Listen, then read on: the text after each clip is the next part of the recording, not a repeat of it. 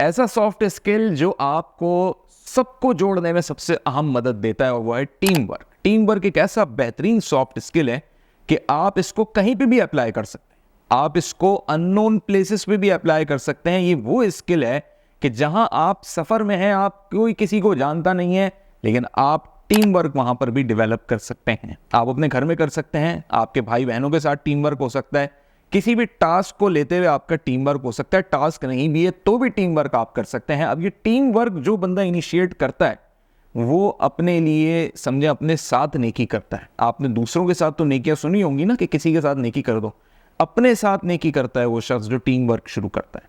कैसे वो नेकी करता है कि उसकी बॉडी, उसका माइंड, उसका ब्रेन ट्रेन होना शुरू हो जाता है और उसके अंदर एक पैशन पैदा हो जाता है, पेशेंस आना उसके अंदर शुरू हो जाता है बाय नेचर।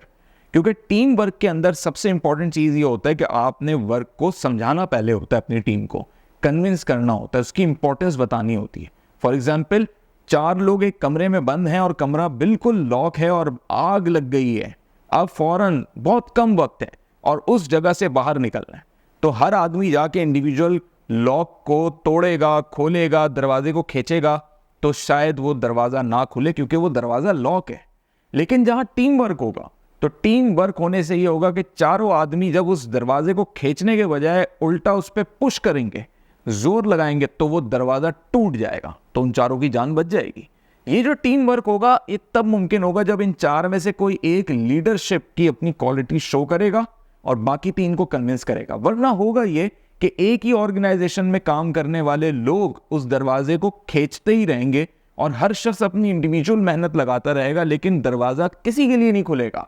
यानी सब अपना टाइम पूरा करके उस ऑर्गेनाइजेशन से या तो फायर हो जाएंगे या रिटायर हो जाएंगे।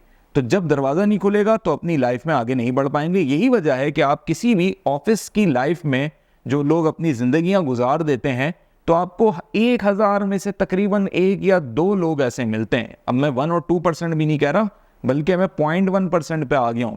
इतने कम लोग होते हैं जो जॉब वाली लाइफ के अंदर बहुत कामयाब हो जाते हैं। बाकी इतने सारे लोगों का क्या होता है, उनके साथ बेचारों के साथ यही होता है कि उनका टीम वर्क इतना अच्छा नहीं रहा होता कि वो अपनी लीडरशिप स्किल्स मंगवा सकते, या उनकी लीडरशिप स्किल्स नहीं होती कि वो टीम वर्क की वजह से लोगों को जोड़ पाते। तो सबसे बड़ी भलाई तो आप अपने साथ, अपने आप के साथ करते हो, अपने आप के साथ नेकी करते हो कि आप टीम वर्क पे जब फोकस करते हो तो इसका मतलब है कि आपने अपने आप को तकरीबन अपनी ज़िंदगी के 2-4 साल आपने बढ़ा दिए। अब उसके बाद टीम वर्क में सबसे इंपॉर्टेंट चीज़ क्या आ जाती है, कन्विंस करना। और कन्विंस आप तब कर सकते हो, चाहे आप में लीडरशिप स्किल है फिर भी आप कन्विंस नहीं कर पाओगे, लेकिन कन्विंस आप तब कर लोगे चाहे आप में लीडरशिप स्किल ना हो लेकिन कम्युनिकेशन स्किल्स हैं, तो फिर आप कन्विंस कर लोगे। कन्विंस करता ही इंसान तब है जब वो जोर लगा के किसी बात को बोलता है। वो जोर लगाने से मुराद ये नहीं कि वो चीख के बोल रहा है, बहुत ऐसे करके बोल रहा है, ये नहीं है जोर लगाना। जोर लगाने से मुराद ये है कि वो उस पॉइंट पे फोकस करता है जो सुनते के साथ इंसान कहता है कि हाँ ये तो करना चाहिए, भाई आग लगी है, जान बचानी है। तो उसका पहला पॉइंट यही होता है कि जान बचानी है, आग लगी हुई है, इस वक्त सब मिलके इस दरवाजे को तोड़ो। तो ये कन्विंस हो जाएंगे लोग क्योंकि वो इस एनवायरनमेंट में हैं। अब आपने कोई चीज़ करवानी है अपनी टीम के साथ, तो आपको बताना है कि हम सब एक एनवायरनमेंट में हैं और हम सब की तरक्की इस टास्क पे, इस असाइनमेंट पे जुड़ी हुई है, इस क्लाइंट पे जुड़ी हुई है, कंपनी के इस इंस्ट्रक्शन पे जुड़ी हुई है, इस रूल्स और इस रेगुलेशन पे जुड़ी हुई है। तो आप टीम को फिर आप कन्विंस करते हो, साथ साथ मोटिवेट भी करते हो। और सबसे अच्छी चीज़ क्या होती है कि आपके कम्युनिकेशन स्किल्स की प्रैक्टिस हो रही होती है। मुसलसल आप कम्युनिकेट करके अपनी टीम को मोटिवेट रखते हुए अपने टास्क को अचीव करते हो। और जब आप पहला माइलस्टोन अचीव कर लेते हो तो टीम का आप पे एतमाद बढ़ना शुरू होता है, फिर वो आपके नेक्स्ट चीज़ में भी आपके साथ खड़ी होती है।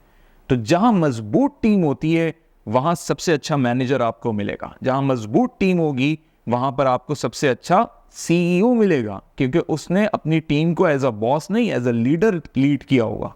और लीडर जब लीड करता है तो वो मोटिवेट भी करता है, अपनी लीडरशिप स्किल्स भी दिखाता है, टीम वर्क को लेके भी चलता है। तो टीम वर्क बहुत इंपॉर्टेंट चीज़ है और इस टीम वर्क के स्किल्स को अपने अंदर पैदा करने के लिए आप स्टूडेंट लाइफ से कोशिश कर लें।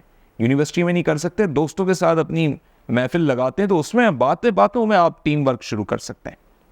क्योंकि टीम वर्क के अंदर आपको एक म्यूचुअल पॉइंट चाहिए जो सबके लिए एक है। आप एक गोल की बात करते हैं, जिस तरीके से 4 दोस्त बैठते हैं, और वो बात ही करते हैं कि यार कुछ फाइनेंशियल इनकम रिसोर्स जो है ना वो जनरेट करते हैं, क्या करना चाहिए, आइडियाज़ पे बात शुरू हो जाती है। तो इसी में अगर कोई एक ऐसा आइडिया, ऐसी बात हो गई कि एक दोस्त ने बाकी 3 दोस्तों को कन्विंस कर लिया, तो समझे 4 लोगों का एक वेंचर शुरू हो सकता है। और ये चाय के होटल में बैठे बैठे भी हो जाता है।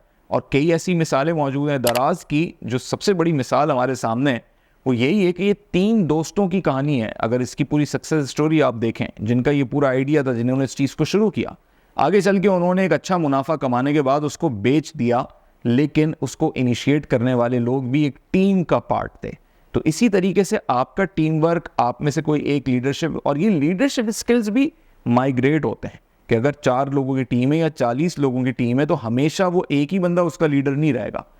सबकी डोमेन, सबकी डायरेक्शन एक होगी, तो समटाइम लीडरशिप किसी और के पास आ जाएगी, लेकिन कोई भी ट्रैक से नहीं हटेगा, ट्रैक सबका एक रहेगा।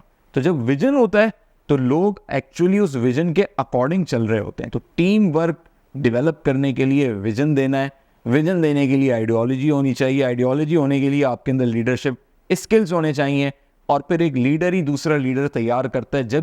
जब एक शख्स की प्रमोशन हो जाती है किसी ऑर्गेनाइजेशन में, वो आगे बढ़ जाता है, या फिर वो आगे बढ़ते बढ़ते एमडी और जीएम तक पहुंच जाता है, तो ऐसा नहीं है कि पीछे काम रुक जाता है। पीछे उसने अपना एक सब्स्टिट्यूट तैयार किया होता है, एक नया लीडर तैयार किया होता है, वो उसकी जगह संभालता है और वो उससे और अच्छा परफॉर्म करके दिखाता है, क्योंकि उसने एक बेंचमार्क सेट कर दिया होता है अपने बाद के शख्स के लिए कि वो आके फिर इससे आगे कुछ परफॉर्म करे। तो टीम वर्क एक बेहतरीन स्किल है और इसको सीखना भी कोई मुश्किल काम नहीं है। ये सिर्फ प्रैक्टिस से ही आ जाएगा आपको।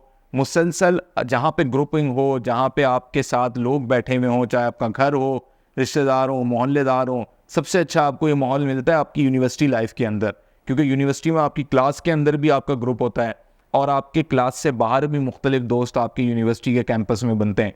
तो वहाँ पर जब आप टीम वर्क शुरू करते हैं, छोटे छोटे क्विज और असाइनमेंट्स को लेके, छोटे छोटे टास्क को लेके, रिसर्च वर्क को लेके, तो यकीन मानिए आपकी एक बेहतरीन प्रैक्टिस हो रही होती है प्रोफेशनल लाइफ के लिए।